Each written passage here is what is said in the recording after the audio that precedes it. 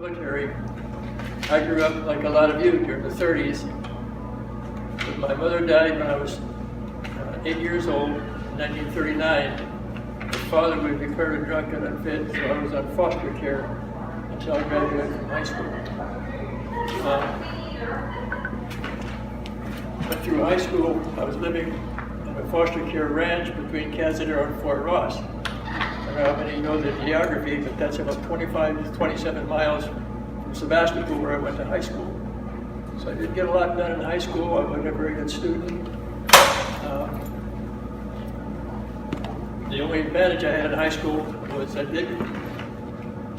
was able to get into a aviation science course. I was failing chemistry. The chemistry teacher came up, put his arm around me and said, "Dick, you're not making it in chemistry." He said, "They're starting a new course, aviation science. If you'll switch to that, I'll give you a passing grade," which I knew I didn't deserve. I switched to that. That was the only semester I made honor roll in high school. Fast forward a year or two, and I was out of high school. I was working in a lumber mill in Cazadero. Didn't have brains enough to know I could go to Santa Rosa, get a job, and go to junior college. Fortunately, a friend of the folks at the ranch that had been under foster care came up. He was a veteran of World War II, had been in the Navy. "What are you going to do, Dick?" "Well, I don't know, 19, I'm registered through the draft, in good health. I expect a letter any day." He said, "Well, what do you want to do?" I said, "Well, I want to fly airplanes." He said, "Well, then join the Navy."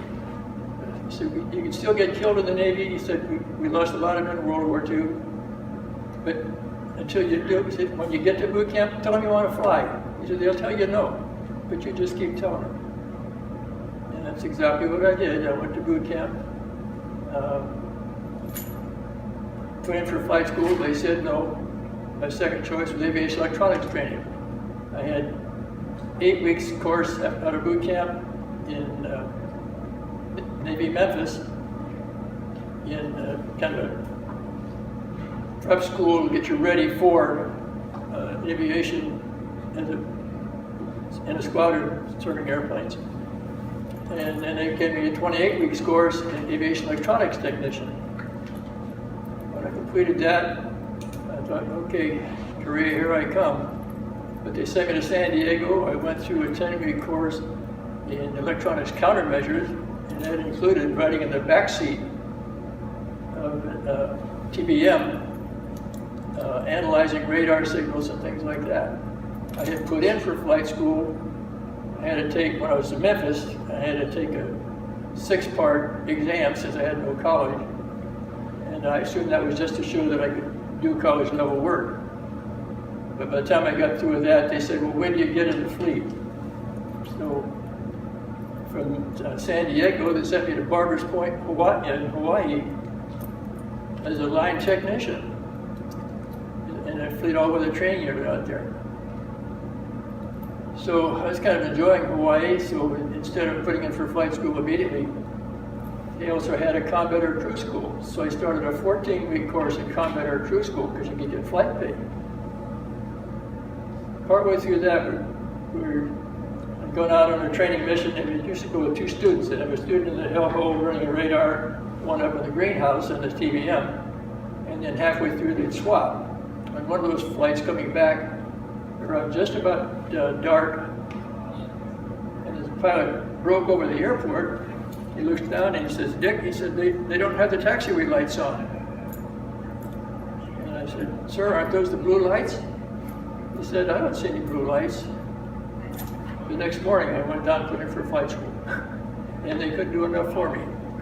I ended up going to flight school. When I graduated from flight school, actually going into advanced training, the only way I could fly fighters, which I wanted to fly ever since I was a little kid, was to take a commission in the Marine Corps. The person handing out assignments was a Marine major. So I got to switch over to the Marine Corps and went through advanced flight training in the F-6F Hellcat, which is the airplane shown out here in the hallway in the Veterans Display. I graduated from that. I spent a year in Marine Fighter Squadron, All-Weather Fighter Squadron 114 at Cherry Point, North Carolina, flying the F-2H 4 Banshee. About 9 months of that, they switched into F9, F6 Cougar, which is a swept wing fighter. Just getting comfortable with that. I had a little over a year in the squadron. They sent me to helicopter training. I spent the last part of my career in an observation squadron flying 2 different types of helicopters and 2 different types of light planes. After the 6 years, I spent probably another 6.5 years in the reserves. And the military has done nothing but good for me because that training fed me for the rest of my civilian career. That's pretty much the military end of it. Anybody has any questions? What was their logic on switching you from a jet fighter to a helicopter? Isn't that a whole different avionics? Yeah, well, the Marine Corps and the Navy, for that matter, especially the Marine Corps, they want you to be qualified in all kinds of different things. The other possibility was I was a lousy fighter pilot. And I wouldn't argue against that either. I was no ace of the base or anything. Certainly I was a little better than average as a pilot. But they did get me through a career of flying corporate, flying airline and corporate. Retire and come here.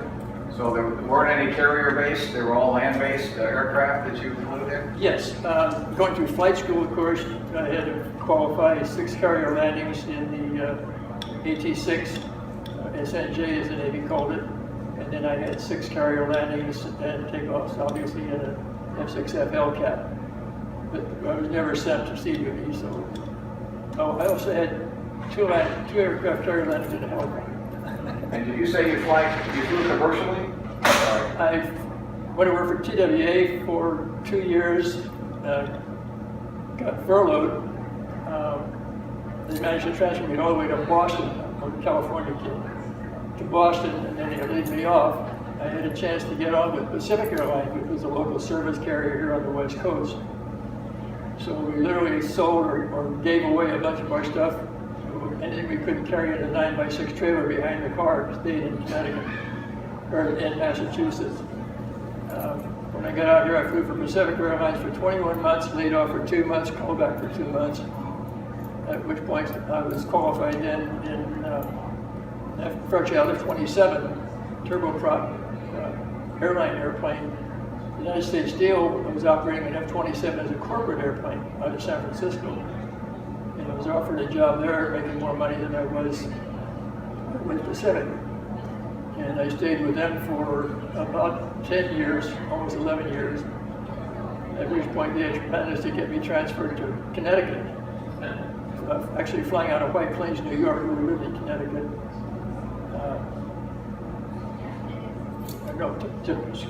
U.S. Steel transferred me to Pittsburgh.